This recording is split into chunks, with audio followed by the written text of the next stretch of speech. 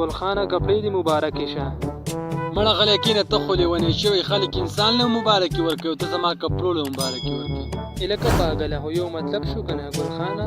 زه اوس چېرته شاته کېنه، استاد چې راځي زما دماغ مه خرابوه. زه ما ته پته را ته ډېر روان یې، نن دې ښایسته کپړې اچولې دي زه کوې، خو زه ګورو به. باسه مړه، دا 2 روپو بدماشي دې په جب کې کېده. ای لکه ماشومانو تاسو ټول څنګه یئ؟ ای لکه ګلخانه تا چې نن اسکول ته پی راوړې وې، دا دومره پی چېرته وې؟ مزدور ته چای وکړو ټولو استادانو له ټولو استادانو هغه چای په مړه وڅښو، خو دا دومره پی چېرته وې؟ ګوره استاد جي زمونږ کره خپله غوا نشته، دا پی مونږ د بل چا نه راوړو. دا ما د 200 روپو راوړي وو، هلته مې غاړې ته ایښودي وو، نو چېرته پیشو پکې خوله والې وه.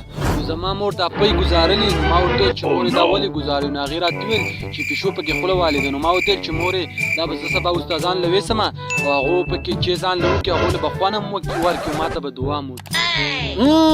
لکه په دې کې پیشو خوله والې وه، ځکه تاسو مونږ ته راوړې وې. او که نه استاد جمال استادان به راته دوا وکړي.